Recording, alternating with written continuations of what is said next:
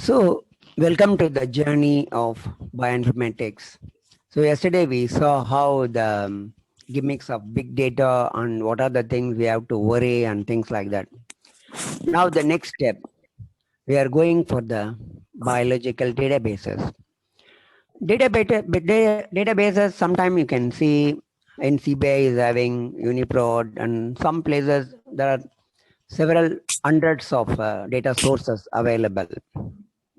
Then why we are building our own database? That's what we want to know, and we want to walk through how we are going to do. So keep your notebook, pen ready. So you may have to write coding, you may have to note down things, and you have to work out some examples around these 7 days and come back with a meaningful way how you can design your small database. That's the idea we are planning next 6 days.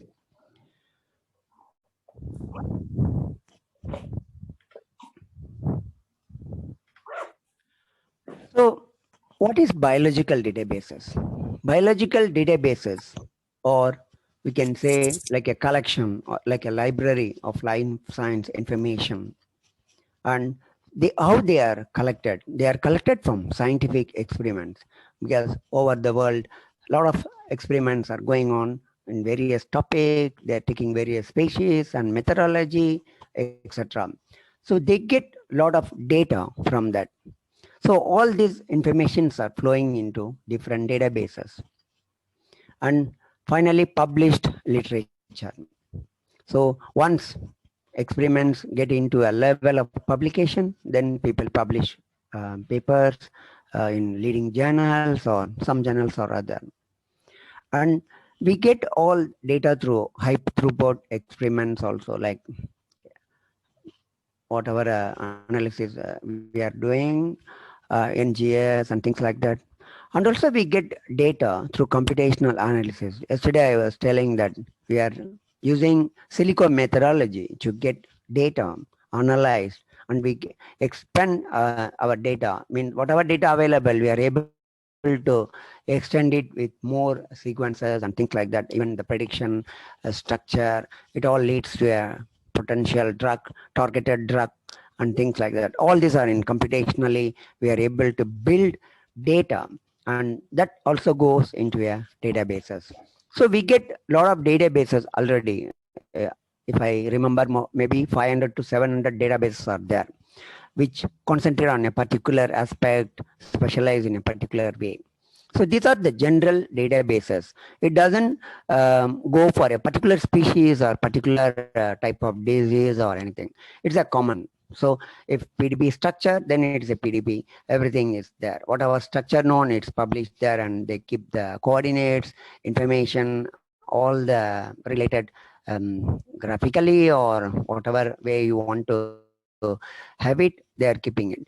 So these are confined as a general databases, but built with more accuracies, specificity, and also some maybe just submitted like EMBL and all. Sometimes they just submit the sequence for the just for a publication purpose. They submit it. It's also a sequence database.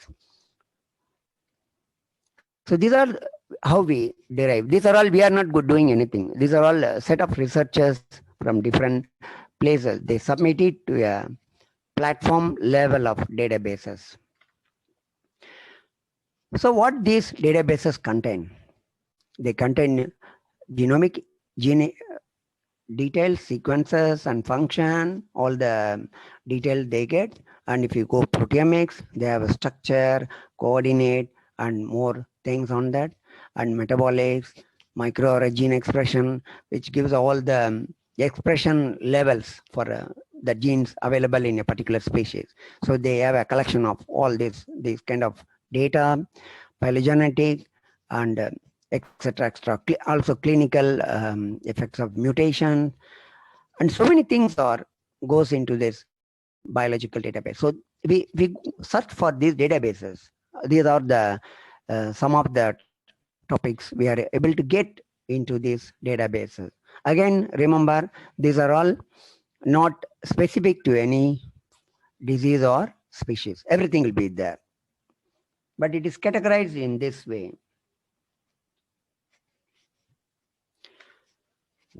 So what are these types of databases, biological databases we have? Yesterday, Dr. Prashant was mentioning a lot of omics, this, lot of things were there. But it goes to a name level. Now we can say these are all called in this pattern, like how we distinguished databases like metadatabase, organism database, nucleic acid means it goes to more on the nucleoside, DNA, and there are many number of databases in each of this category. So we can say this as a type or category of databases we are able to expect, which are available publicly. And you can see like signal transduction pathway databases which give more pathway coordinates and how pathways are interconnected and things like that. And specialized databases are there for specific purpose. So all these are different category or types of database, and each of them has many number of data sources available, and each of them are getting updated on a regular scale. Whichever whoever publishes and whoever submit the data, it is validated and then it is accepted and is an entry in the databases. Okay, now come to our question. We want a specific database, or we want to prepare a biological database, but as a sub database. What is that sub database? Means we want as a specific database, not, it may be not only from protein, or it may be not from DNA or from other sources. So can I get something like I want to get all the antimicrobial information? It can be structure, or it can be sequence, or anything. It can be a published articles. So can I get a database close to that so that I can later on, if I get all the sequences, the advantage is if I get a new sequence, any researcher can come in and check whether it is going to be a antimicrobial or antibacterial or antifungus, etc., etc. So there are a lot of things goes into antimicrobial domain. So it is going to be more useful rather any researcher searching the whole web and see whether his sequence is correlated to anything else in the world, or millions of data already exist. So rather, so as a group of some researchers, we go into the task of developing specific, personalized, useful for a group of people who are going to work on this like antimicrobial database, which this one we published about 10 years back in nucleic acid research, with 4,000 data. And still we are yet to, as I told yesterday, databases die. If we don't do update, we don't update it. As this data, still I'm waiting to start rework on it, and we can publish it in NAR once it is updated. But still we can add more functionality that later we'll see what are the more functionalities we can add to the databases once the database is created and curated. A lot of things are there before coming to a database level. Similarly, we are creating a COVID database, and as I mentioned, we are doing this with the school children. We have other school curriculum for bioinformatics for school children, and even though they are very busy now for writing for the final exam, and I told them to come for a while to just show up their face and talk a little bit about how they are developing that COVID-19 database. And this is already presented in international conference, and it's still underway. And we're going to demo how we are creating it. That's the main thing I want to tell everyone. If you have a topic, you want to go for a specific topic, then you should see how we are going to develop a database. What are the steps?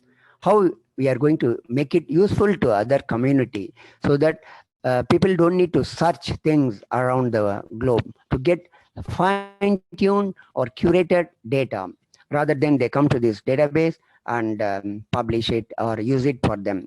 And NAR as annual database edition. Every year, July 1st is the target date where you have to submit your article with the database, working, everything. Then they have a special review on it. They have a special issue for every year annual database. So like that, all database issues are coming because why it is required? Because it serves the specific community so that they need not search everything everywhere. And it's not very easy also. Remember that I just cut and paste hundreds of things and then tomorrow I get my database. No, it's not so easy. Constructing a useful database takes several months or years, things like that. Not that easy. So as I mentioned, these databases are created so that it is useful to a subgroup of researchers who are going to get a quality data. Like for example, a protein. If I take a protein antimicrobial, I can say which are all curated, which are all experimentally validated proteins. Then only I take. So you can understand if I get 10,000 of antimicrobial proteins from the databases, I cannot put them here. I have to validate each one of them one by one. I have to read several articles and see. Even I remember one protein, it took about 150 papers I have to read and then confirm whether it is experimentally validated or not. That is the stress and strain we have in validating each of these protein and curate them and finally put it into a database. That's not an easy thing, but it is worth of doing it. Okay. So now all of you may think, oh, okay, tomorrow I'll start my database. Tomorrow 9 o'clock I just start. It's not like jumping the gun and creating the database. Before that, we need to have some cross check. Before you decide what we are going to do not try to recreate a DB. If somebody has created something and don't think, okay, I will create another one like this, it doesn't go anywhere because we are not able to publish it, because the published database means only those resource people can do it, or after a while, maybe after 10 years or 5 years, we are able to do it in a better way, adding more technicalities like tools. Maybe they would have added BLAST to get that thing. You can go for other phylogenetic tree or things like that. So unless your database going to be valuable to the community, same community who are using the earlier databases, the previous version. So don't jump into create a new database in the same manner, and it's not going to be published or it's not going to serve anyone anything until or maybe added some records extra. Data quality means, as I mentioned, as an example of one protein, it requires a huge amount of time to validate whether it is experimentally validated or not about the function. Don't just put the data somehow into the database, and know your audience. You should know whom you are developing this database, because if you are giving it to a finite level of scientists, we are going to use it as an important thing to decide on their experiment whether it is going to have for example, a COVID database. Is it going to be a partially COVID connected, the new sequence they are finding out?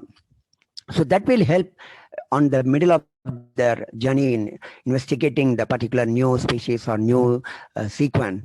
It will be a very good use to them to know where they stand, whether they can continue and see, oh, this sequence is almost 90% is published already. So they don't need to continue and waste the time and money, resources, building it further. So you should know the audience, and accordingly you have to build your database. Go with modern technology. Don't go traditional way. Like, of course, we love to see Prashant yesterday's slide. 15 years back, there was no option to get into some of the modern technology. But now, I think some babies are listening. Welcome. Okay, go for the latest technology so that it can cut down our effort. Like comparing something, don't read yourself, read, and you will be tired and finally you don't know what to do. So use modern techniques and technology. Like if you want to read, for me, if I read 100 papers, I don't read. I will use NLP algorithm. which is natural language processing, so that it gives me a short while what are these papers contain, what are the outcome, what the authors are bringing out, whether it is good or bad. So that will help me to reduce reading 100 papers. In just 1 or 2 days I can finish them. It goes to thousands of paper, thousands of research articles. So go by modern technology and then create a DB. Don't create something which is useful to you as a person who are creating it. You put a shoe on somebody's shoe, we say, like, then we know what the user wants, what the user want to see in the database. Because some database I don't want to name, it's very difficult to know what the database contains, and it's becoming painful to understand each of the component in the database. So as a user, if you see this, you know what are the things, how to make it clearer, how you want to present it the user, what are the findings, what are the information you want to link. Sometimes some database also I've seen, you press the link, it doesn't go anywhere, it's circling. So all this has to be tested thoroughly.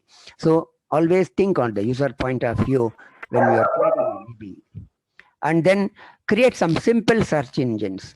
Later we are going to demo how school children, kids have developed a very simple search engine kind of thing, which is going to be more organized and which very easy, and anyone can understand what is there, how to move on it.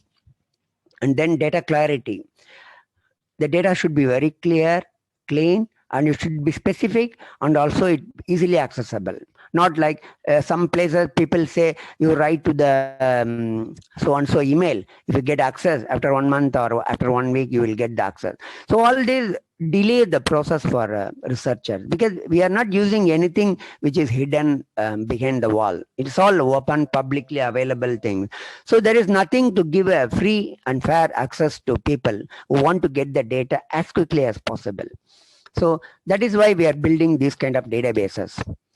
And support on open science. As I mentioned, same thing. We don't say after your level, you have to pay for this, then only you get your data, something like that. So let us make it the research free and fair, even though we spend a lot of time and we get our publication. So we go for the open science concept and then publish. This one you must publish. Don't, many people just make it and send it to some friends and then they forget it. No, you publish it so that it goes to more people who are waiting for it. Otherwise, somewhere someone is going to develop the same thing which must strain. Probably you could have published 1 year before, they could have used it. Simply you will get more citation and useful thing, rather than you just keep it on shelf after that. So you have to publish it. That's the main goal of each researcher or even master student. I believe you are keen to publish a lot of things, and on the down we will see how many of you are having time to come back on some projects which are going to be publishable.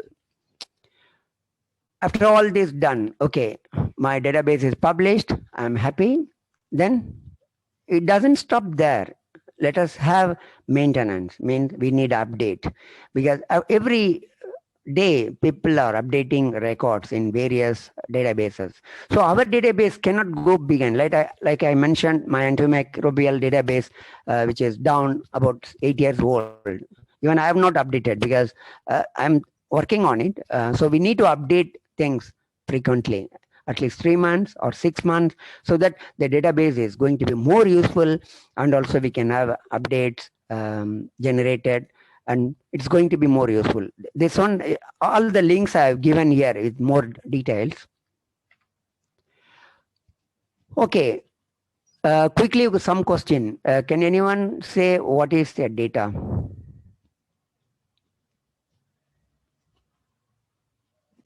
Hello? Any student can say what is a data? Is it a number or text or paragraph, image, audio, video, stationery, ranking, school? And information. So A1 to It can be anything. It can be a text or a number, This or is it type may of be a paragraph. information. Okay, data Type of information. maybe.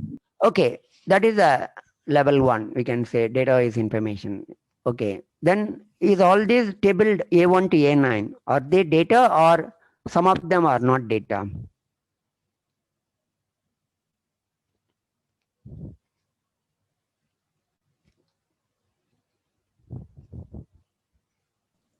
Okay, quick answer. Everything can be data here. Yeah, If you correct. consider, yeah. Correct. Because image data will be there, audio data, video data, everything is data nowadays. Yeah, correct. That is the thing.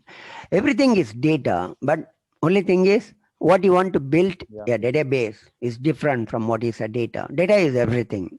Any of this can be clubbed into a database, but based on the prescription I mentioned, usability and what you want to do. You cannot club everything together and say I've built a database, which is going to be messy and not useful to anyone. So data can be a number or text or paragraph, image, anything can be a data. Everything you can put it as a data and use it. Like I told just now, if I take a paragraph of the abstract, 1,000 abstract, I can put it as a data and do a machine learning or NLP, natural language processing, and see what these abstracts are telling to me. So if I run through, it will tell me end of 1 day or 2 day, all these are useless or is this having any meaningful thing, what I am looking for.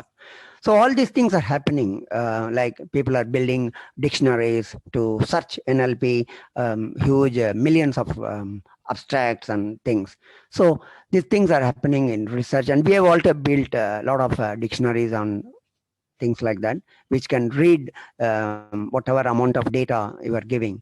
It can be a million text. It can read and come back and tell what it contains or what it does. Even for disease, what has been done, or any particular specific medicine is going to give how much effect. All these are tabulated and given and explained to us in a graphical way, how it is interconnected. So all this can be used in a different setup and use case. So data is everything. Now let us see a simple table. Many of you have gone through and thing, but still I want to build the idea how things are slowly growing into a bigger database. So on the right hand side, we can see a very simple thing like 5 students having mathematics and science marks. So now we already know what is a data. Data is a plural form of the word datum that comes from facts and statistics. Some are from statistical inherence, what we get derived from other sources, and facts or the things which are going to validate what things are. So data is everything. Okay, now what is a table? If you go as a small table, many of you have done your Excel table, or even some of you have done your coding table, creating a small table or a database or a data. We can say a CSV data in any format or in Excel format, and then convert it through Python or Perl or anything to a CSV to process something. So what is a table? The basic table is a one like it contains a header, it contains rows and columns, number of columns. We can call it as a matrix M by N, and the value 82 represent row 1, column 2. As an example, I'm telling it's maybe a very basic. I'm just building the things on this way. And then we go, what is a database? Database may contain more tables. Now I'm showing 2 tables, but when we build databases, we may have 20 to 100 tables. Why we need so many tables? Somebody may ask question, why I put everything in one table? But you can clearly see as a distinction, like class as student 1 repeated twice or thrice during every semester or quarterly on things like that for school. So it has more number of rows coming. But whereas the detail on a particular student is coming only one time in this table, in the below table. So this gives cannot be merged together. If I merge together, what will happen? I have to repeat the address and contact so many times whenever the student get a mark in every semester. So it's a wastage of keeping resources. So in computationally, we should be very careful in making the resource compact so that later on we don't find more difficulty in handling bigger databases. So the basics, we should be very clear in building the table in the most accurate, useful way. It's easy to connect the tables later on and process it, because computer is fastest stupid guy which is with us, because whatever you say it will do, but it will not think. We have to think and make it useful for us, and so it will not take time to do anything, merging a table or getting a what is the student one address. It can go to million records and say this is the address, this is the contact number. In fraction of second it can bring it to you. So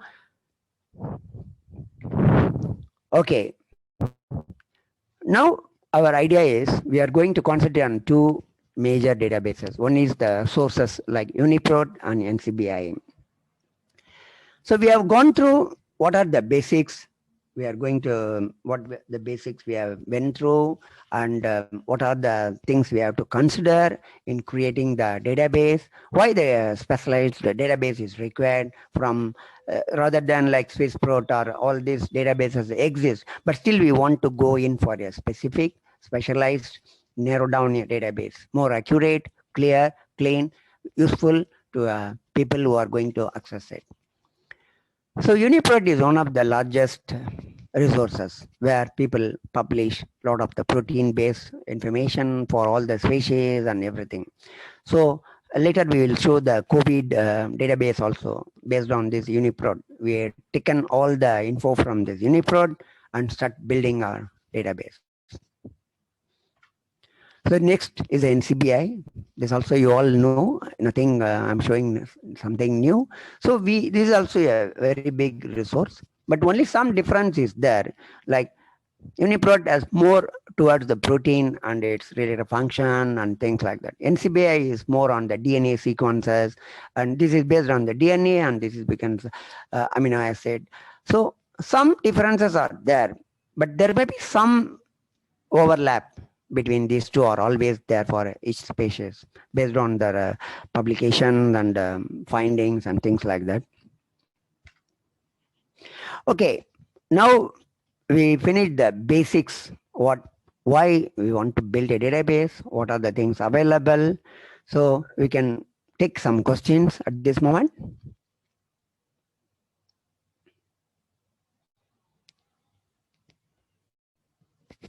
Hello.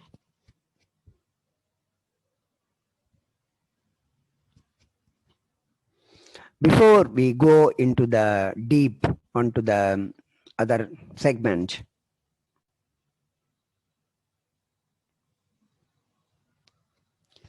any question? We have one query in the chat box. Hello. Dr. Sundar.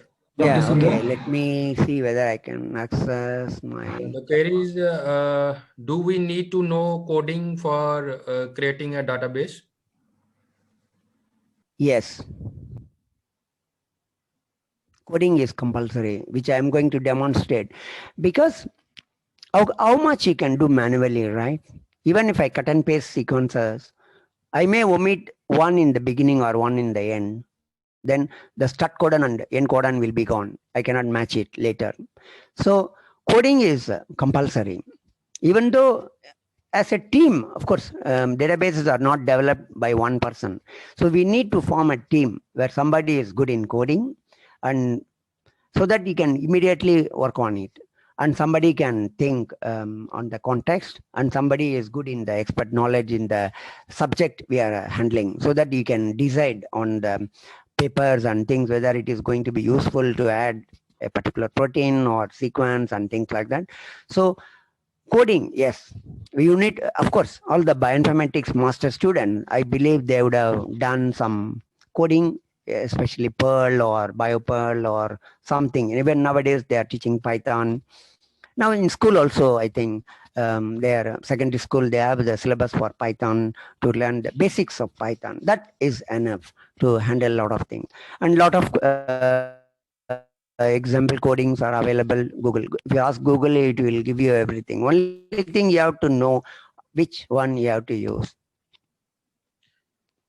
But don't get strainful when I say coding is compulsory. Coding is very easy, joyful.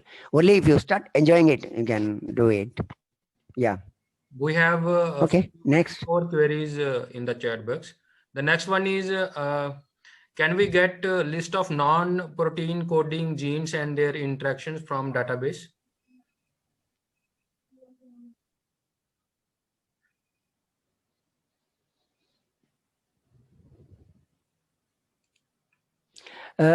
This one specifically, I don't know actually. I have to check.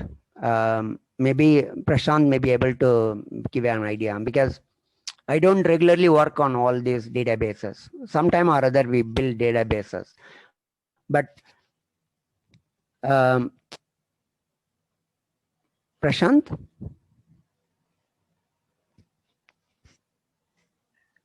Okay. Prashant, are you there? Meanwhile, we can move ahead with the next query. Yeah. For making a database, what exactly is our source? Is it by using internet or live survey? Yeah, internet is the source. Because as I mentioned, we don't go for unpublished things or things which we cannot use it as a publicly into our database.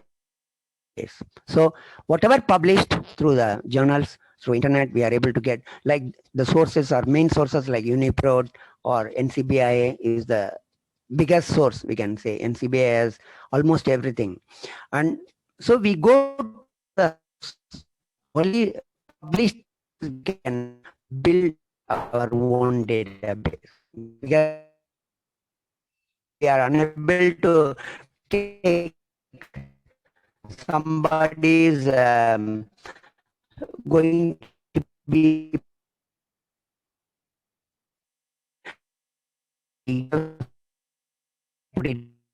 violations, and so we can use all our data only from publicly available resources.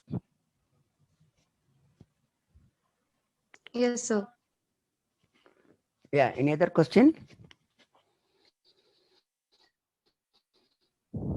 We have one more query from one of the participant. Sir, can you please give a project to us to build a short database? It could be really helpful. Yeah, that's what I told in the beginning. You keep yourself ready for next 6 days to work on a short database of your choice. Of course, I am not telling you should do the COVID with the children are doing, but you can do anything you want to do as from scratch, how you are going to develop a database. It may not be possible. It may take a couple of months, but at least have a feel. And if anybody wants, they can escalate it to a full-fledged master projects, and we can see how it is published also. Hello, Dr. Sundar. Yeah. Sir, I have one query that I have some set of raw data with me. So I want to develop a database for that. So can you help me in that? Yeah, that we can talk. As I just mentioned, if you have a data specific to any species or disease or anything, we can go through it and see whether it is useful to build a database on it. Because as I mentioned, each record should be validated. Otherwise, because people check actually, the quality of database is checked thoroughly. And if it is not up to the standard for any journal, then they just cannot publish. They won't accept. Like nucleic acid research, that level, if you want to publish, they check each of the protein to see whether it is really good or not. That's a they check. So whatever data you have, I cannot say tomorrow we can build a database. And you have to see as per my guideline, what is the use, what is the purpose, is there a database already there, you just took some sample.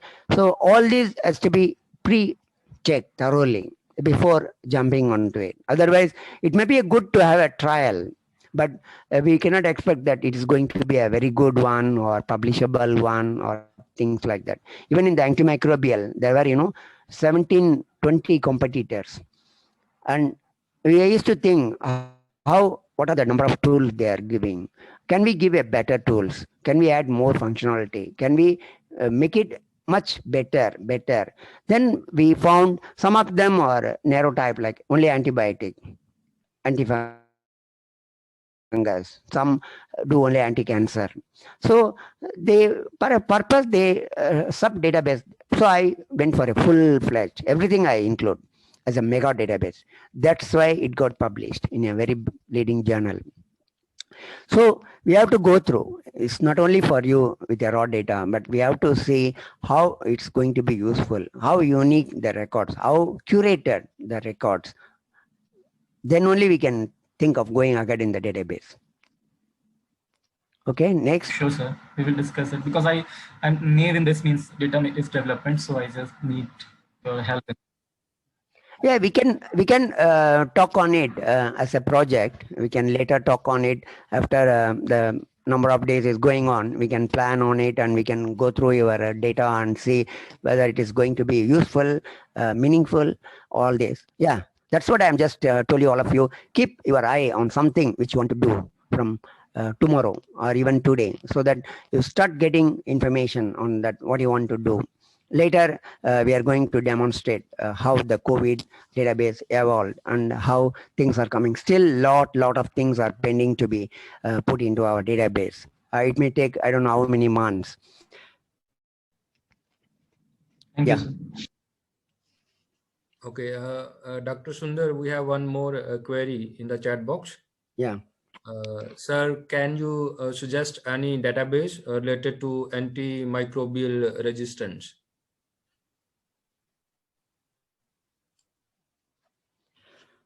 Yeah, later I will tell. There are a lot of databases. If you search antimicrobial databases, you will get 20, 30 databases. Some are in Singapore also. They have a bioinformatic institute. But how many of them are still alive means that servers are working. I have no idea, because recently I didn't check. As I mentioned, I am also interested to create my second version of antimicrobial, but I need a strong team because it's not very easy. Because earlier we had about 6-7 master students and bachelors, so we are able to, and it took almost 1.5 years to validate protein. Building the database took for me only 2 months, but getting the entries, it took almost about 2 years. It was a topic for a master student and bachelors, like that. So you have to plan when you go for a database in that scale, whether you are able to give time, you have team, because of the way you can say, oh, my master finished, I got a job, bye-bye.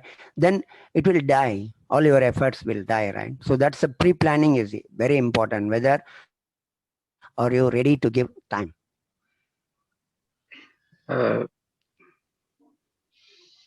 Anyway, we'll work on it separately and see how we can escalate the antimicrobial. Yeah. Any other question? Hello, Dr. Sunarajan. Hello. Am I Yeah. audible to you, sir? Yeah, I can hear. Actually, I am Additional Secretary Higher Education, and just listening to you very keenly, and I'm very much, impressed by your introductory slides. But I want to have one very rather a clarification from your side. Yeah. Nowadays, the data sciences have they are building at such a high rate that in fact it's becoming very difficult for very difficult to extract the data, actually what kind of the data we need from those sites. And if we are able to develop such kind of the such kinds of applications by using AI and ML platforms, I think that will definitely help our researchers rather than to build their own databases. No, it won't. It won't happen like that. I think I little bit mentioned yesterday that whatever big technology we have, artificial intelligence or machine learning, all this expert system, all this, whatever name you can say, all this doesn't function on its own. Okay, and we need valid samples. Even if I say I give 1,000 protein and to see whether they are antimicrobial or antibacterial or such thing, I need a valid basic guideline or known things from my database. See, for example, I have already created my own database, right, with the 3,000 proteins, which are totally validated one. With that, I can build a expert system or artificial intelligence, whatever you name. Then if I give another 20,000 and see whether they can validate it, yes, it's possible. But from scratch, if I give that 20,000 to any machine learning thing, it cannot do anything, because always we need manual way of interpreting and validating things. Then only machine learning or anything can do something. Means if I know, already I told, if I know 5%, that 95% I can go for a prediction model. Mean it can give a cluster of classes where these proteins likely to belong to which set of proteins, which kind of function. Then it helps me to go more in detail and study those articles or those proteins. Probably I can say they belongs to this group or antibiotic or antimicrobial. That is possible, but not from scratch. It cannot happen automatically. You got my point?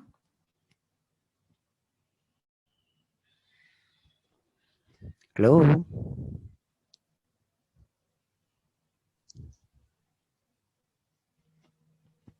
Yes, sir.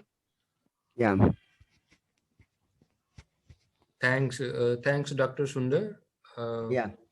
I think we will have a short, I think Prashant wants to show something. Then I will start our, how we are doing the COVID as an experimental way that I'm going to demonstrate. Even I asked the school children to join up and demonstrate something. Okay.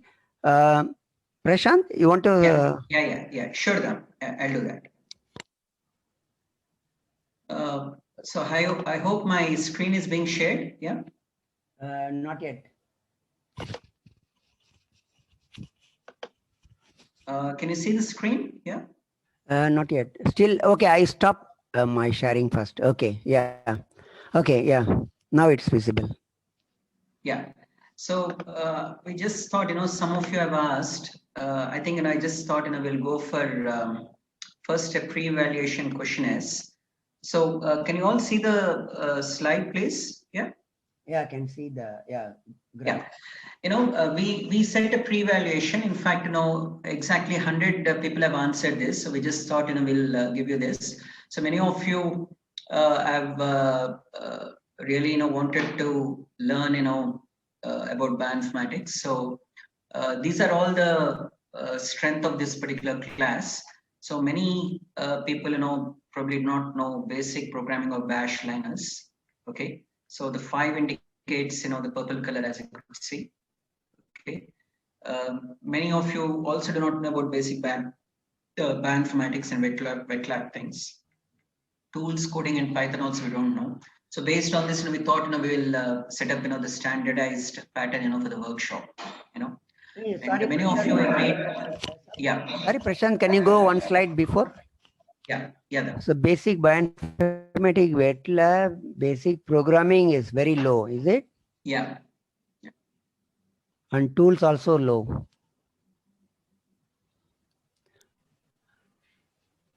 Topics 1, 2, 3, 4, 5. Oh my goodness. Okay. See, somebody asked question also, I want to interpret in between. They say whether it is required to learn coding, all this. Because in your downline, it's required actually, even as not as a master, but when you go further in this career, coding is partially is important. Okay, please continue. Yeah. Many of you agreed that, this bioinformatics applications would always be necessitated. Only one or two, rare candidates, they felt that, bioinformatics is not at all useful. We were a bit surprised, to see this. Yeah, it's only for your understanding. And of course, we also had some scientific evaluation. This also gives, the strength, why many people probably, do not understand the very basic, dogma of molecular biology as well. That's very unfortunate. This is just a question asked, pick the odd one out. So DNA transcribes, mRNA translates protein. So this is not an odd one. This is the central dogma of molecular biology. Okay. DNA protein. There are many double-stranded DNA, even single-stranded DNA, even among viruses as well, which replicate, they produce copies, which they become DNA. And even without intervention of RNA, there is, a translatable protein, that is achieved. Okay. So I don't think, DNA protein is also an odd one. Okay. Whereas protein DNA, so you can't expect at any given point of time in nature, there is no protein, that is reverse translated or reverse transcribed directly to DNA. Okay. So that is in nature, I think, there's no organism that has, there.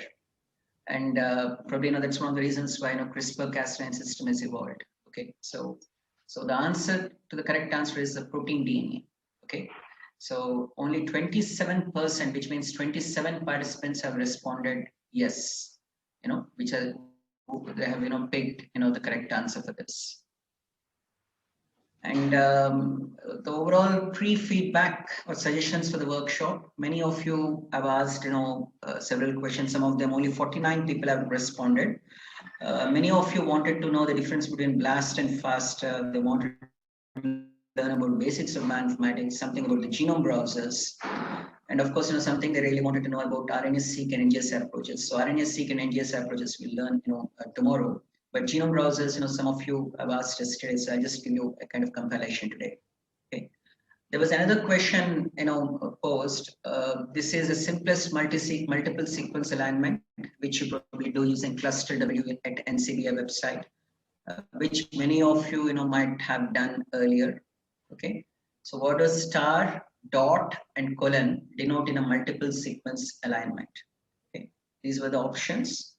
First one is positions which are fully conserved residues, conservation between groups of weakly similar properties, and conserved between strongly similar properties.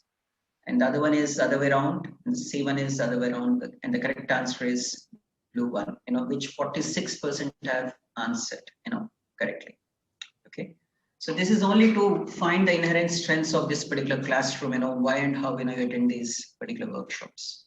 Okay, so these were the questions, for the pre-submission. You'll also have, questions post-evaluation as well. So please ensure that please pay attention to the classes. There will also be 20 questions that will be asked. Okay, yeah.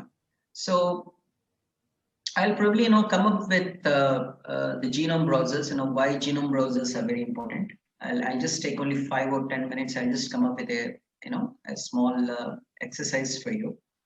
One of you have asked, how to find genes in the genome browser. Okay. So the very first important thing, this is one of the case studies, that we have really asked. So the question that we have asked is, there are any traits, like yesterday I've given you some traits. In case of plants, there might be traits for, say, abiotic stress or biotic stress. So do these traits penetrate into regulatory regions? Regulatory regions are nothing but, the ones that are present in the upstream, as I told you yesterday, in the 5' untranslated regions like enhancers, transcription factor binding sites, and all those kind of things. So if they are there, how many of these regulatory genes are associated with the downstream gene? Okay, are there any way where we can say that these 5' UTR regulatory elements have an influence on this particular gene? Okay, so this is one of the problems that we worked on in genetics. There's a very important problem called linkage disequilibrium. Okay, so whenever we say that there is a high linkage disequilibrium, okay, then it indicates that in a small loci, okay, you will find, say, in 2000 bases, almost you find about 1400 SNPs. Okay, so which means about 70% of that particular region is compounded with a lot of SNPs. But you don't know which among those particular SNPs are really associated with the disease. Okay, that is what we call it as a linkage disequilibrium. It's a non-allelic determination of identifying a causal variant or a pathogenic variant. Okay, whereas a pleiotropy is many genes are responsible for many diseases. Okay, it doesn't necessarily mean that BRCA1 or BRCA2 is only associated with breast cancer. It's also associated with cervical cancer and prostate cancer as well. Okay, so that is what we call it as prostate, pleiotropy. Okay, so given this particular problem, so what we did was we searched into the genome browser. Okay, we identify some region of interest like this. Okay, which I'll show you. So since the screen is visible, I'll open a browser like this. Okay, I'll go to say Ensembl browser. Ensembl is a well-known genome browser. It's a very user-friendly browser. Okay, I hope you all can see the screen. Okay, and then you simply search humans here. Okay, identify any gene of interest. You can write any gene. Say my favorite gene is MLH1, which is a DNA mismatch repair gene. I can simply do this. This is a genome browser. Okay, and it will tell you the ENSG ID, which is Ensembl gene ID, which is a reference sequence ID. You click that. Okay.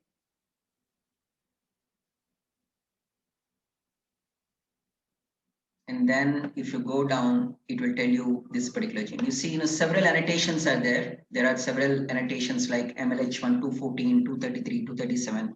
These are all the annotations uploaded by several people. Okay. All the straight lines indicates that these are all the intronic chunks, and all those, lines, the vertical lines indicate chunks. These are all the genes. Okay. With different introns and all, as you could see. Okay. So as you know, exonic chunks are very small. And you can go down, these are all the genes. If you go down, it will tell you to which contig it is. Okay, this is the contig number. If you click it, you can identify or explode that particular sequence. Okay, contig sequence or what. Okay, and then you can also go down, and it will tell you. Okay. You can also go to the extreme right and see what is that particular window, and it will tell you what are these protein coding genes. Ensembl protein coding gene, which is maroon in color, merged Ensembl Havana guidelines, something, some blue ones are all the transcript, the processed transcripts, if there are any blue ones, these are all different, differently seen. But the most important thing is you can set up your settings here in the genome browser. You don't want to see, a more detailed structure of it. Okay. So you can click here and you can say genes and transcripts. So if you click this, okay.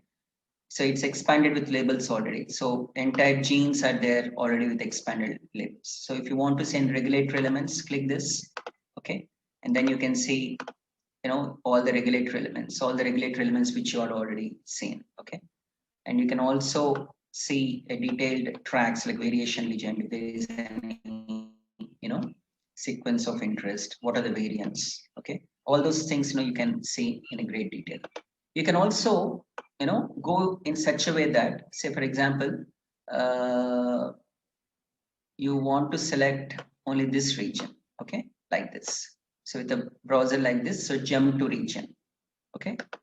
So if you jump to this region, so now you are in chromosome 3 here. Okay.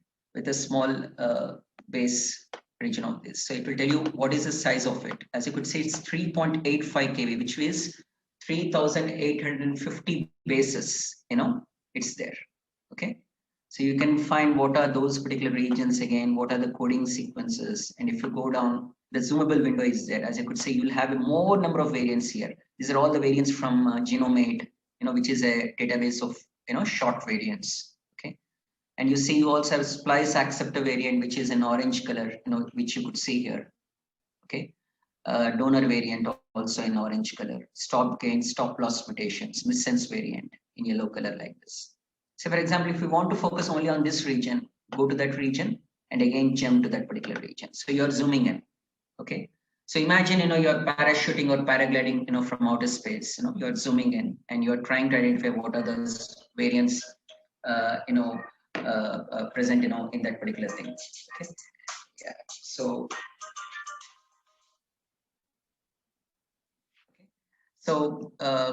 this is where, you can do that. As you could see, as I have zoomed in, it is telling you what are the, variants probably present over here. Okay. So for example, here, as you could see, this is a tryptophan variant. Okay. It's all phenotypic association. There is a tyrosine variant. Okay. So there is a tyrosine variant also here. Okay. There is maybe a lysine variant, a variant, there is somewhere here. So you can exactly get into this. Okay. So this is how, the genome browsers are.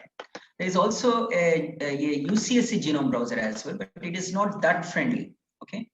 UCSC genome browser is in such a way that you may have to click the track again, which is a more Herculean task. But Ensemble genome browser is more user friendly, more rigorous. Okay.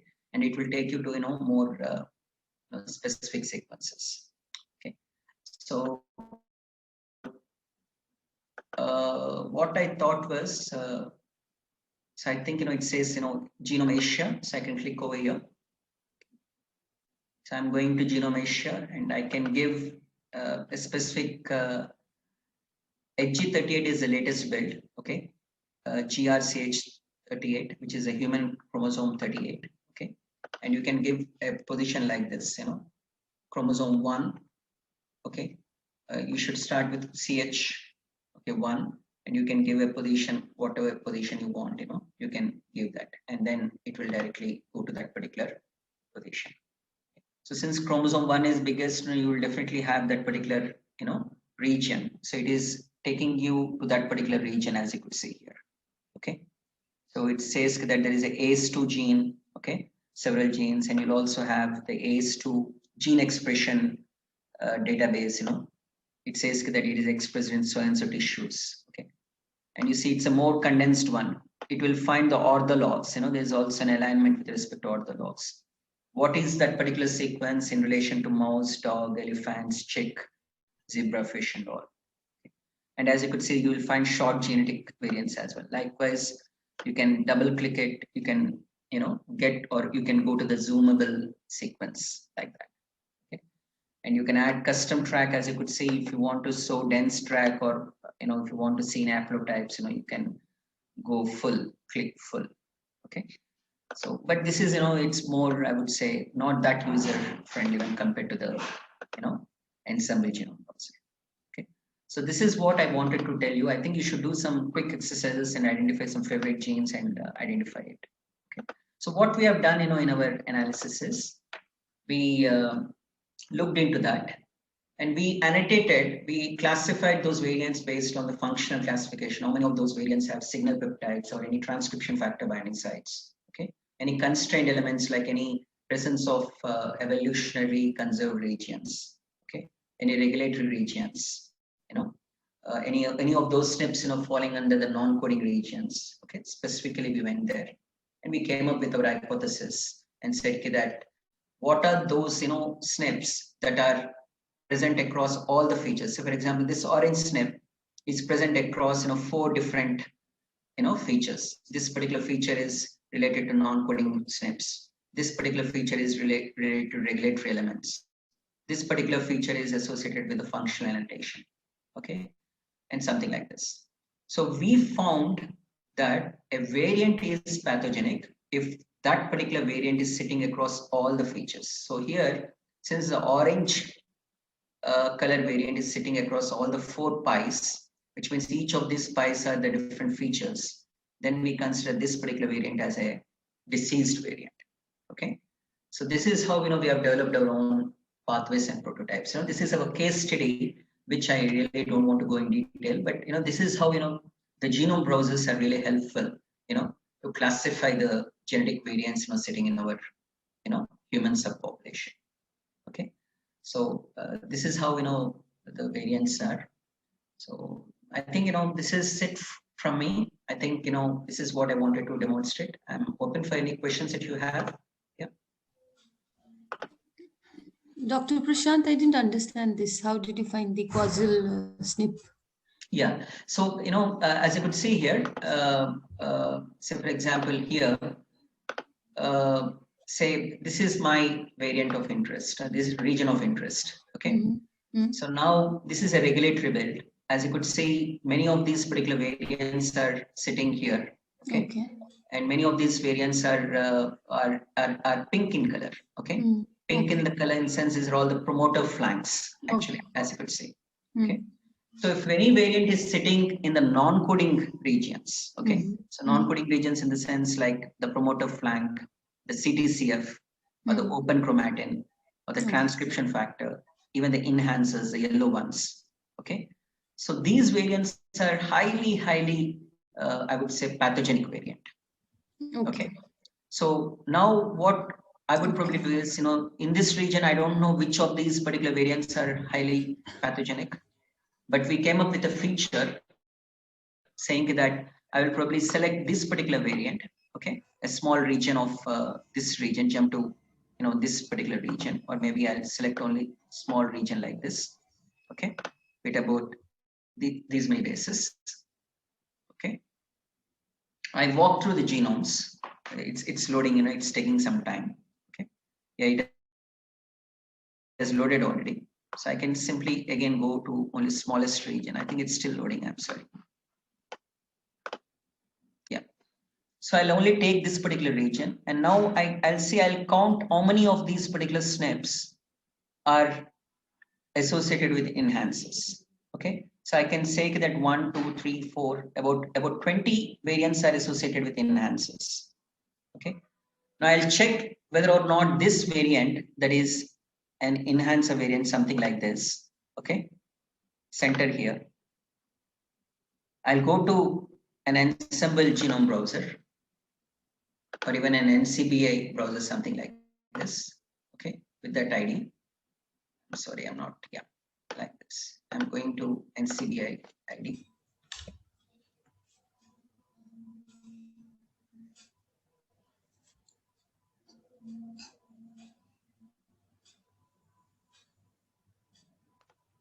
So I'll give a SNP database, and I'll find a SNP for MLH1.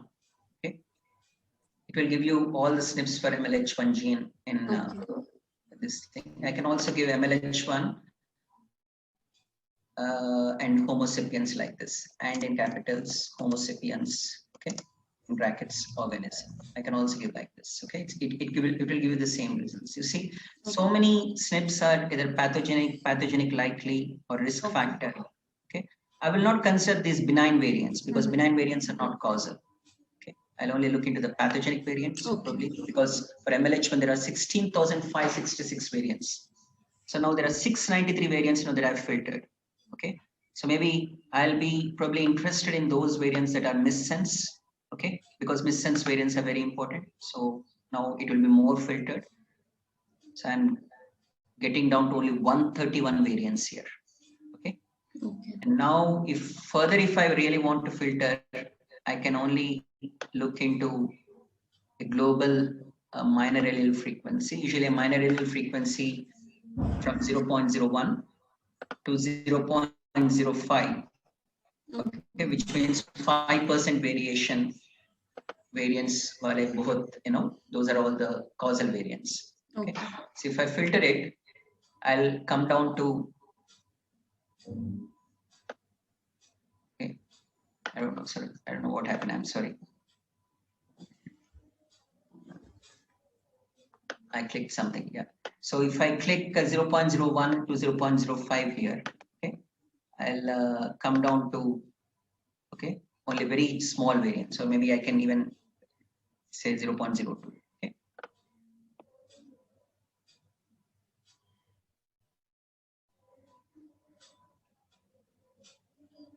Now I think it is taking to a different database. Usually it should give you the list of variants. So I think, Okay. yeah, but usually it will give you the list of variants. You can further filter it, but nevertheless, I'll try that. yeah. Okay. So nevertheless, Yeah. you know all these variants are highly Yeah. pathogenic because they're all Okay. less than 0.05. Okay, all the variants. So what I could do is I can probably look into this variant, HG38, like this. Okay. So now whether or not this is a pathogenic variant, I can copy it. I can go here, okay, and go to search humans like this. Directly I can give a paste like this, okay, and then I'm here. Okay. I can give a range as well, say like this. Sorry, I don't know why this screen is coming up. I can give 37. Sorry, I'm so sorry. 37047649. Okay, I'm giving a 10 base window. Okay. Sorry, 1 minute. So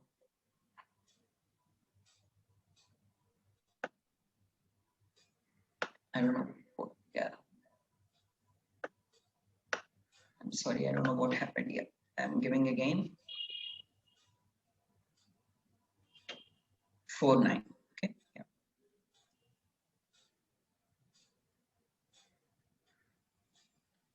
I don't know. 1 minute, please. Huh? So it's 370476449. I'm just giving a 10 base window or 11 base window. Okay.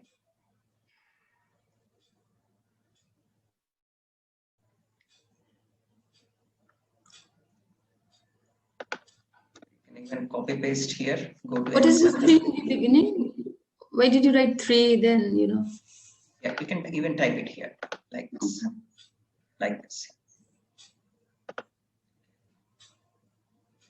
So you're getting a size here, something like this. So this is your region of interest. Now you see this is 11 base window, 1, 2, 3, 4, 5, 6, 7, 8, 9, 10, 11. Okay. Now you see in this 11 base window, this particular variant, it's a Genomate variant. Okay. It is very clear that this green variant is a synonymous variant. So I will not count this particular variant as a pathogenic variant. But there is a missense variant which is yellow in color, M1, okay, M. So I will only consider this particular variant as a candidate, okay. So this is how I can prioritize, and there is R as well, which is another missense variant, okay. So you are zooming in, just paragliding, say from your outer space, going to Jammu University, getting into specifically, a specific region of interest. And then you can identify whether or not that variant is pathogenic or not. You're just double cross-checking from your NCBI database. Okay. So this is how you jot down with your things. Probably I'll just stop here and just quickly wait for any questions. I think there are some questions in the chat box. I'll quickly comment. And then, no, I don't think, if MAF is above 5%, I don't think it's a sampling error. You will get minor allele frequencies more than 20% or 30% as well. So if there is more than 20% or even more than 5%, that indicates that variant is commonly sitting across all the population. It is sitting in you and me. Okay, so there is no change. So any variant that is less than 0.05, okay, that indicates that 5% of the genetic variation is probably unique to your population. So I think, on selection of transcripts, probably I'll tell you tomorrow, Sakshi. Okay. And tagging SNPs, SNP tagging is nothing but, you need to identify what are the variants, that are responsible for your pathogenic variant. Okay. And that variant, that is responsible, you can probably do Sanger validation. Okay. Sanger sequencing, once you do the exome sequencing or, whole genome sequencing. That probably I'll tell you tomorrow or day after, whenever we have exercises. Okay. Okay, sir. I Thank think you. I think that answers all the questions. So tomorrow and after tomorrow, when we do on NGS, I'll tell you more rigorously. So don't worry. Okay.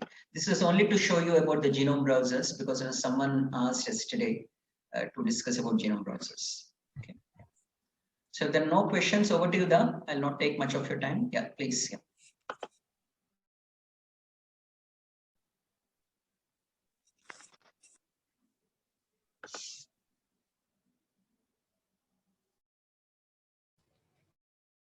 Thanks, Prashant, for your wonderful genome browsers. Even I was not aware of those things. That's good to know more thing. Yeah. So now we are going to see how we are creating a database from scratch. Before that, we are going to show how things have evolved. I think the kids, the school children are quite busy with the exam. We will see sometime in the weekend, they can show up their face, which I feel many master students, they are not coming up to the level in publishing or creating something. So that I want to get them inspired.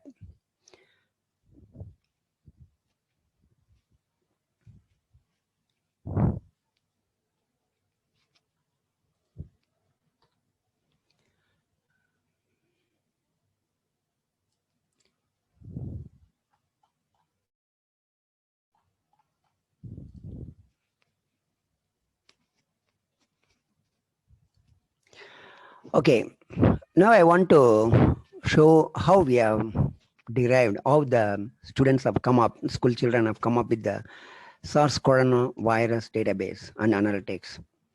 Our teammate are Bhavya, Herineda, they are in grade 8 or class 8, studying in India. So how we planned and got this. So these are the things we are going to go. The introduction, what is coronavirus? We all know because of droplets, things are spread.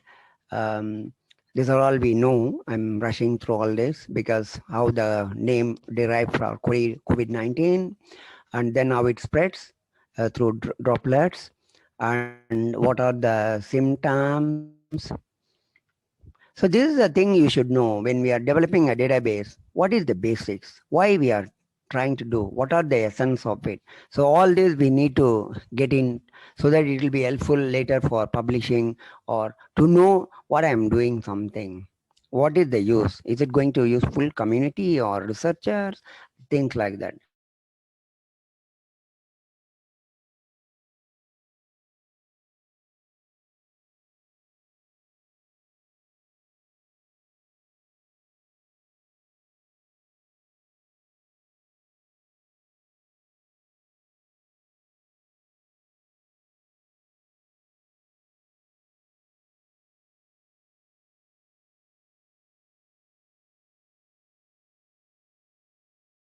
Some time back. So this is how we know all this. We are just putting it up. And this one, I don't run through the video. It gives in detail how the corona is spread. So we found a lot of researchers, the one people who already published the genome sequence, which is having 29,000 base pair. And then they found they're the authors of this. And then we are in Thailand also, they use a different PCR assay. And then with that way, they're able to find, detect the COVID existence. And then this is another group from Canada. They also reported using a different methodology and how they are detecting it. I'm just showing some examples. So these are the top level papers. And we are not going in that depth what they are doing or how they are finding. Our idea is only here. So we want to develop a database, SARS coronavirus database.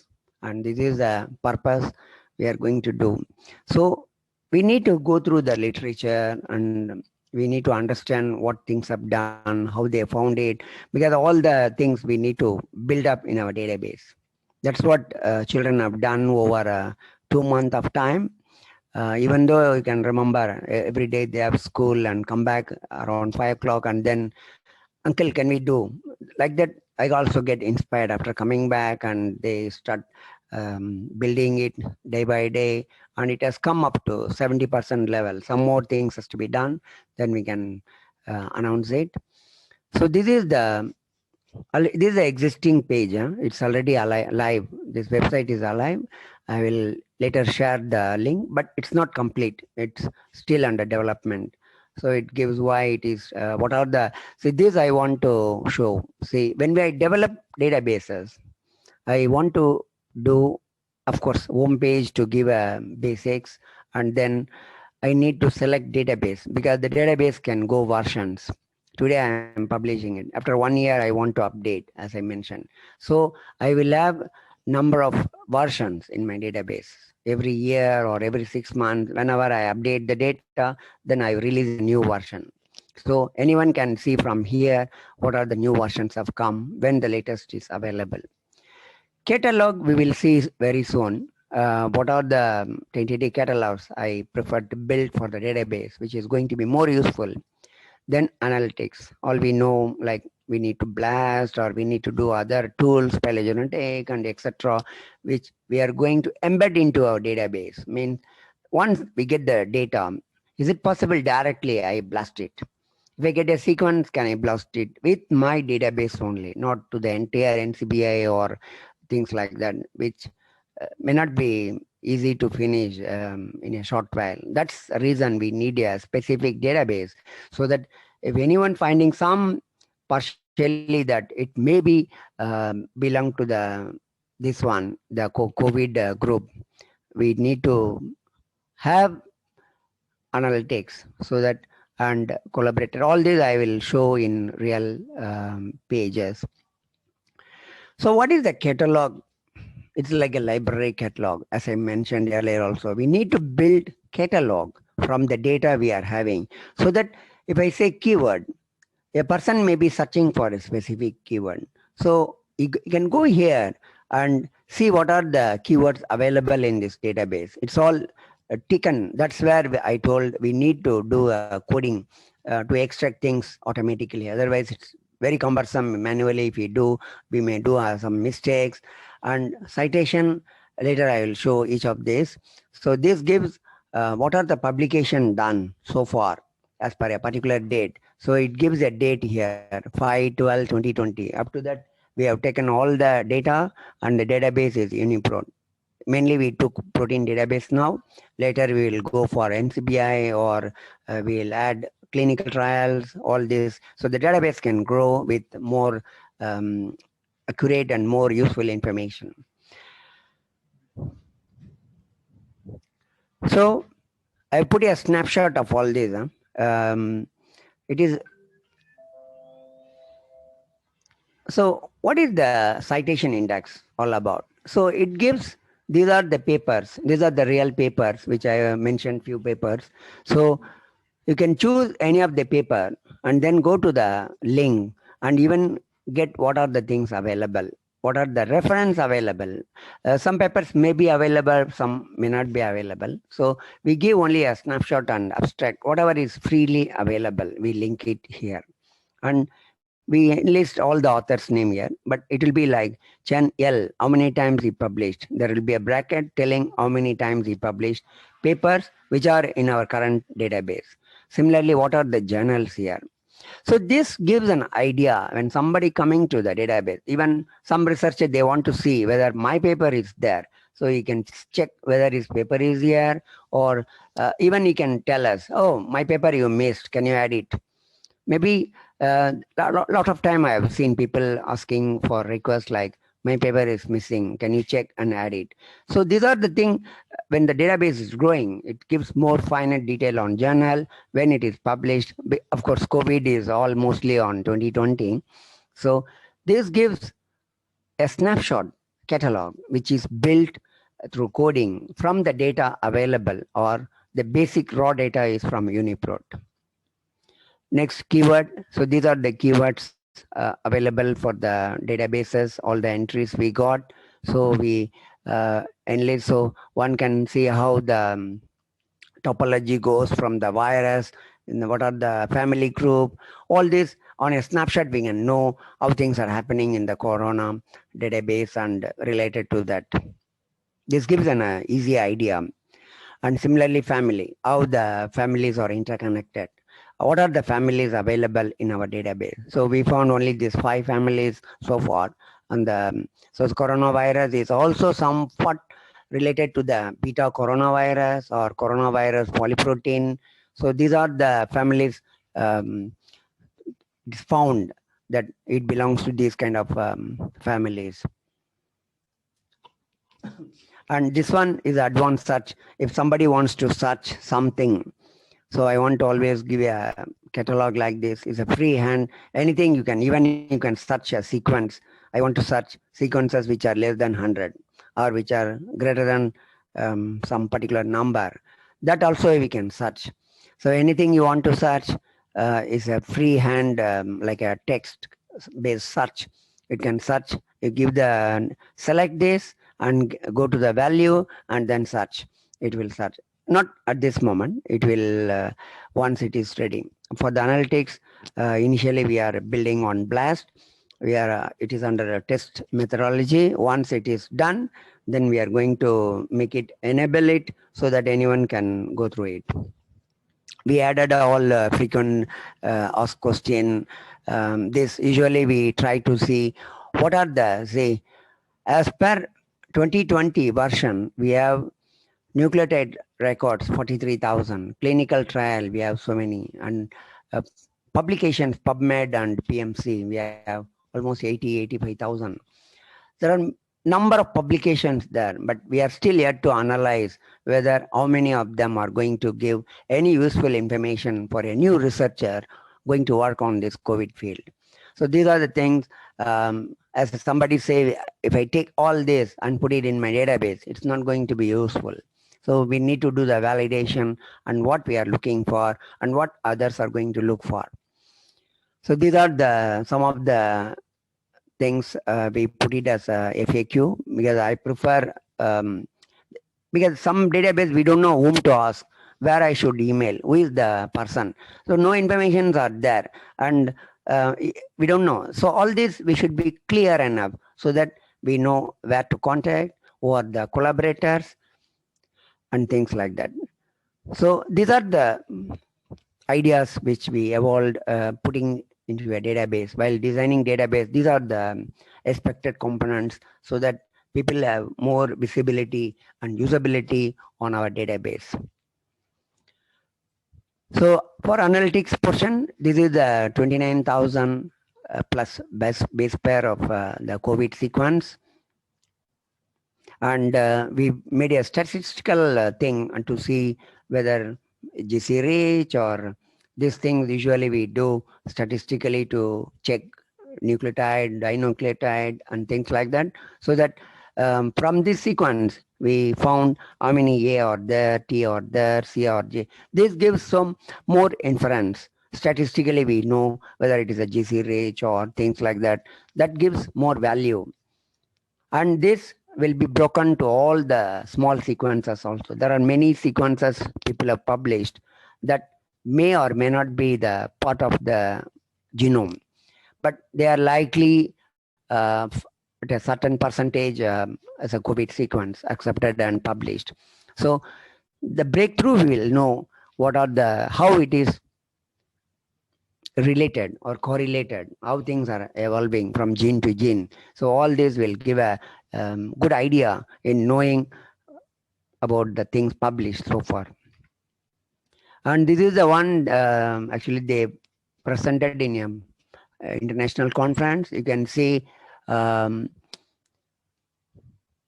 Bhavya, she is in grade 8, DAV school in Jaipur, and Hiranyada is in Kendra Vidyalaya, Hyderabad, and another research student joined at that time, and myself. So this is you can see the photograph of the children and who are the team members here. And we obviously, as you can see in my slides also, I put all the references. It's not bad or it's going to be very good ethically that whichever data we use or we put the references where we are taking it's okay. Everyone cannot create content because we are not going to be a content manager. We are going to use it and see how it is going to be helpful for the community. But you give a reference, whatever you use reference. Later when you submit a paper without a reference, then there will be a big problem. So we thank for the project because some part we did in Galaxy India and BioClose where we started the project, and schools also. And they are the teammates, Bhavya, Hirineda and myself.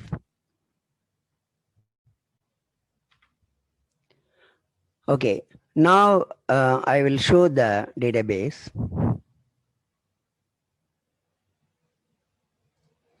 It can go from this. Oh, it takes a longer time. Okay.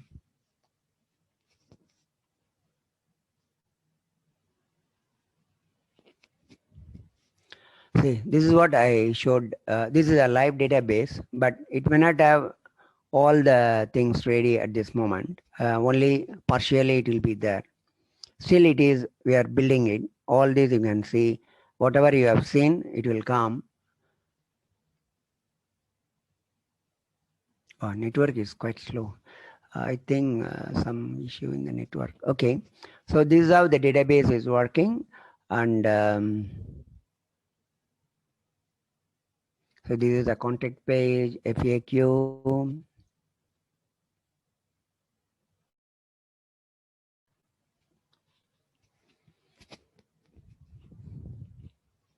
Okay, before we go into the next segment, any question? Any one or two questions we can take? Dr. Sundar, may I ask something? Yeah. Yeah, this is also pertaining to the previous talk which Dr. Parashar gave. So I was confused and I wrote it in the chat box also. So when comparing with something, like we say we are comparing to reference genome, in order to say some mutation is pathogenic or this is a SNP variant. So I think as far as I know, earlier there was some standard set of genome sequence and that was used to create a common reference genome. But now since there is variability in like based on population, like Caucasian population or the Dravidian population. So if I am a bioinformatician or even a simple biologist, if I have to seek that information and if I have to compare something, which reference genome should I consider first? Like, how should I proceed in that matter? Did I make myself clear? Is it depending on your species or disease, right? These are two humans. Like if I have to compare something related to humans only, so we have to compare when they say there is certain mutations or this is variant. So we are comparing to a reference genome, no? I think. So what is it we are comparing? So we are comparing the sequence. We are comparing the sequence. We are blasting the sequence to sequence and see how much the homology exists. Means the similarity, and that's how the mutations are found out, right? Various variants like from UK or other places like South Africa or even India as a new variant. So all this, once they model the sequence is the base of DNA for any species. So when we compare sequence genome to genome, then we know how much the mutations, or is it same strain. That's how the labs scientists, they are finding out things. So human means the number of sequences are there. A lot of sequences are published for the related to diseases, where the mutation occurred, why the disease. Earlier also I told, like when there is a mutation, there is a possibility of disease. That's where the pharmacology, they come in and see whether they can repair it or they can amend it. I'm telling in a layman's way. That's how the medicine works, right? So if you take human, then you have the number of human sequences. And then you have to go down, not like only human. What specific you want to do for a disease, for a, what purpose and things. Then only you can get set of sequences and then compare them and see how it is going to go. Right? Yes. Agree, sir. Sorry, I think I deviated a bit. My specific question was like when they were talking about genome browsers also. Fine. So if they were showing certain sequence, certain human genome sequence, so whose sequence is that? Is it a consensus sequence of multiple? That I think that we can discuss later because it's to the specific, right? Yeah. That even tomorrow also we can discuss. Sure, sir. Yeah, Sure, sir. Thanks. yeah. Yeah. Any question related to the database, how we are creating, why we are creating in this format? Somebody may have an innovative idea also. These are all ideas taken from so many people. Then we decided these are the aspects a database should be having so that it is more publishable or useful or more accurate and things, etc. And even somebody asked why a database? Because unless we narrow down things like COVID, I want to see everything in this. Like that, if I don't get everything together, curated, cleaned database, then only it is going to be useful. Not like I just add something, then it's not going to be publishable or not useful to anyone because it will be like a mess. We are winding the whole web to search something very useful to a particular person or a group of people working on it, right? Okay, any question?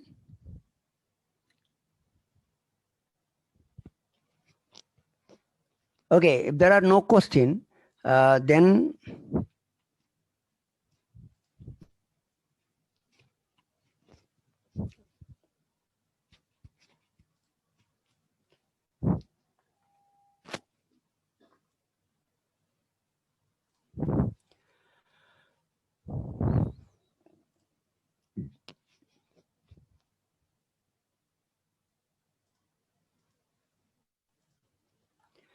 okay. So how we are doing the Corona database? That's the thing I'm going to slow some part of it, show a bit of part. The left side don't get surprise or get a shock. Huh? What is this big coding is doing? Because we need a coding for this. Because, okay, so I go to the UniProt database where I can search in the advanced search. Advanced search has all the options. So I want to choose specific to corona.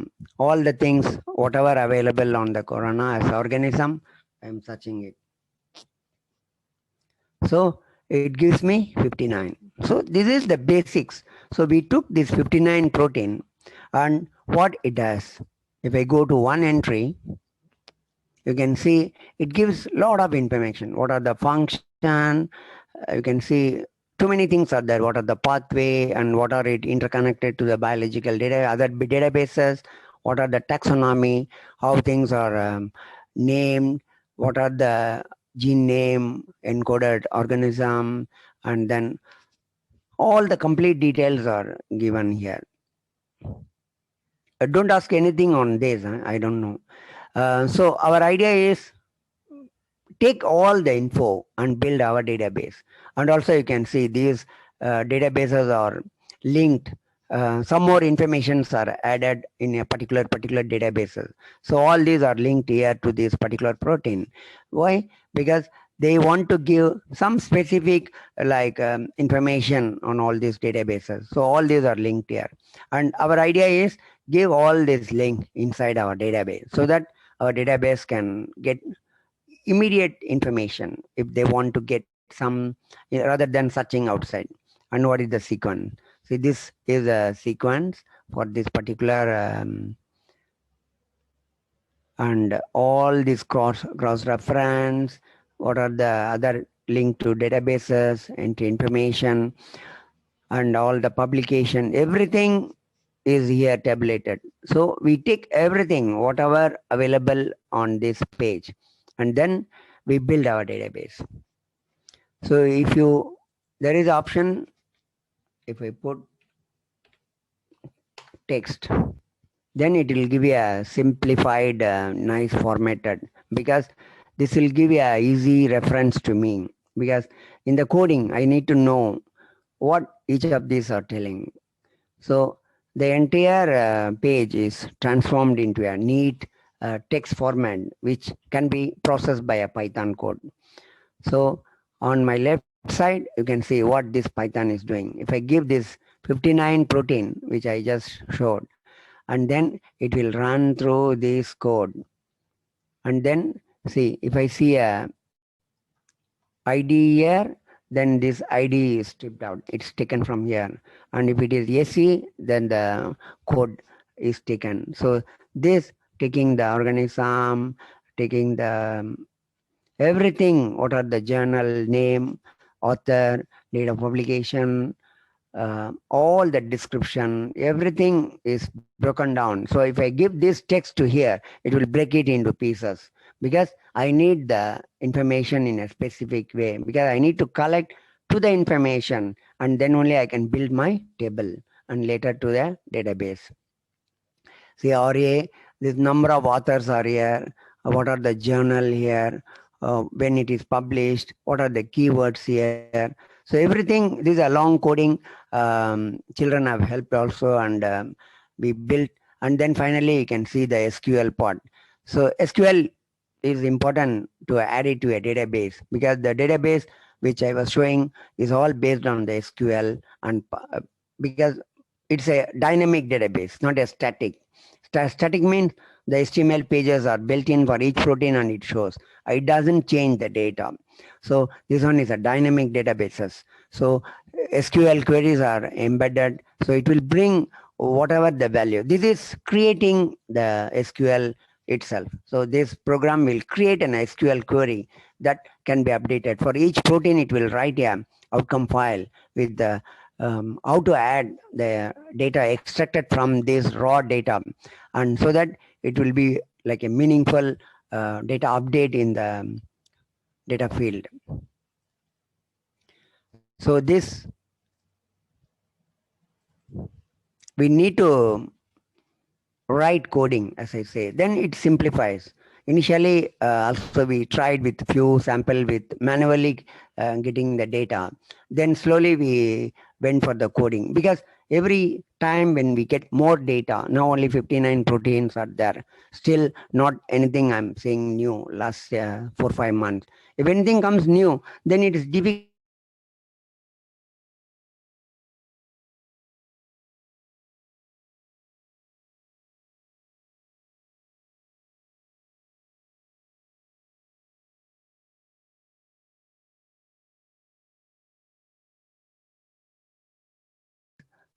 Need to link properly with the linking exactly shown on the earlier page. See, this gives all the linking. So in our database, we create the links also, so that it replicates similar of this structure, so that it is going to be useful for whoever is searching. You can ask why people can go here, because this is a huge ocean. If I want to group together things, like I want to take 10 sequences together and process something, it is not possible here. I have to do a manual way of doing it. There may be erroneous things that can happen. So the idea is our database, once it is clean and all the things are there, we can take anything you want as a subtopic, like the sequence or membranes or domain, or how the views protein in all these databases, all are linked. And also finally we see the sequence in a full-fledged form in FOSTA format. And then the main advantage is, as I mentioned, from the once we choose some record, particular record based on a keyword, then we can compare with blast it with the other set of thing and see how things are happening. What are the variations, how the sequence are muted. So a lot of things can be inferred once it is shot in a easy format, rather than I take a sequence and blast the entire NCBI. It won't allow also. Nowadays, it won't allow to do a very big query, or you have to submit it and you may get it later in a day or two, something like that. So instead of wasting time, we are building our database to a fine-tuned level. as somebody was asking, the raw data to the database. This is what we are doing, taking the raw data, breaking it. Initially, manually, we took 5 protein, and then we started building it and see things are going well. Now we are made automation, and we are now building the SQL query so that it will be a dynamic database and it can do other functionalities, BLAST. Later we will add other functionalities. Okay, any question?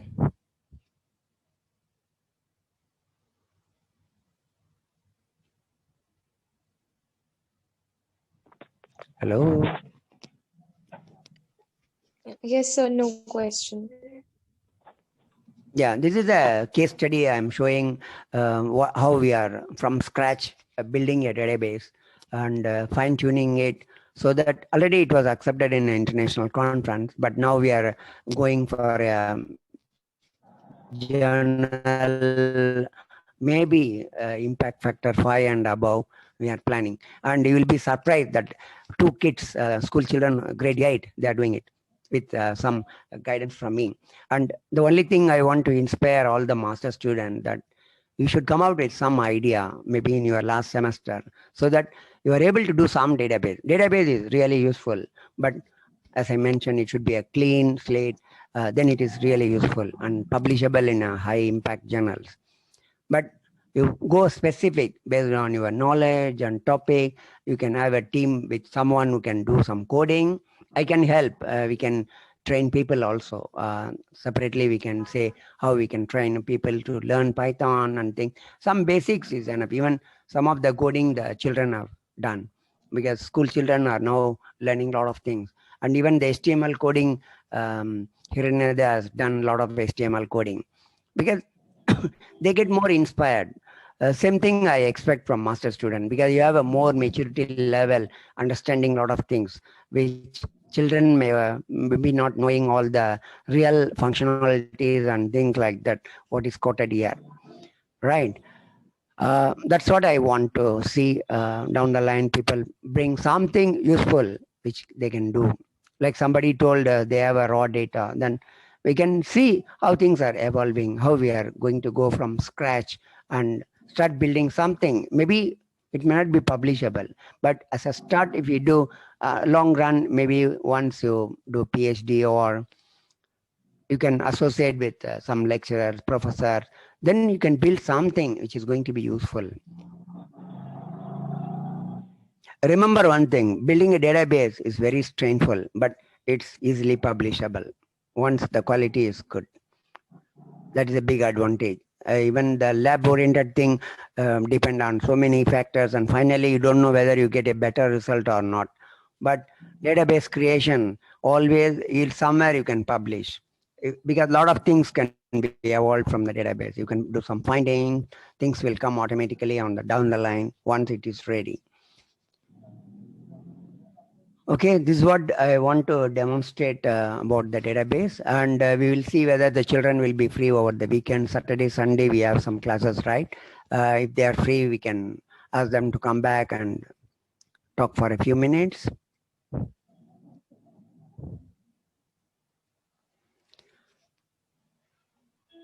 Okay, any question? So we need to know Python for making a database, right? It doesn't matter Python or Perl or anything, but I can teach you Python in 1 hour's time. Oh. If you say, then you can say, okay, you may not be a very big Python coder. Okay. We are just extracting one line of text, some portion, right? It's manually, you can say cut and paste. Same thing in Python also, you say where to start, where to end, or where to break. Very simple. It can easily break. We can have some crash course actually for Python and things like that. We'll see sometime we can create it. I learned Perl in 1 hour's time. When I joined my PhD, I didn't know Perl. Then somebody was doing. Then I thought, why I have to depend on another person? Because he is busy, he said tomorrow he's busy. Then I thought, then I started a very crash document somebody gave me.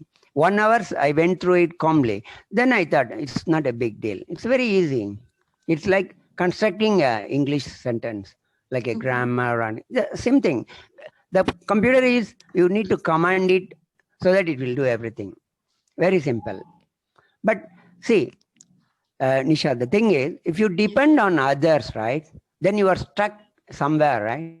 You cannot wait. Okay, I got my second. I need someone. He will come next week, or so the dependency is increasing, right? In research area, it is a very big bottleneck.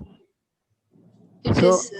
yeah, and also in bioinformatics, one must learn something, whatever be the coding. Python is very easy. Even Perl has a lot of bottleneck, I can say. You don't put one semicolon, then it will start crying. But Python is just like text. You can just type, simply like a paragraph story writing. So easy. And logics will teach. Logics is not easy because logic is how we think. We have to make machine think. That's not easy. That's the one portion. But coding is very easy. You ask Google, how do I do for loop or do this? It will give a lot of example. Only thing you should know whether you should use that tool for your problem or not. That's the thing. Like logic we have to learn. That's a only tough portion. Once simple logics are very easy. Extraction of some data from some big text and all. It's just like how human read and say, if I see this word like oxidative phosphorylation. So I say wherever in paragraph this word is there. It's like checking, is it there, that's all. Simple like that. Same thing the Python also reads like that. Letter by letter, word by word, same thing. Only thing we have to instruct it to read in that way. Then it's very easy. And sir, for database, like all the database should have some standard fixed content, or one can make a small database or a big database or something like that. A database depends on the entries, number of entries. Like this COVID, I see is a very exponential publications are there, but protein you can see only 59. But NCBI has 50,000 over records. I don't know what junk or what is there. That's why I always prefer UniProt because it's more cleaner and more experimentally validated protein. So that's why we chose better to work on somewhere like Prashant yesterday said 90% junk mean why I waste my time in cleaning, and it's not useful to anyone. So small or big, it doesn't matter because my antimicrobial database had 3,000 records 8 years back. Now I don't know how many. If you search, you will get 20, 30,000, but we have to curate it. That's the main thing. We have to read and curate it and see experimentally validate.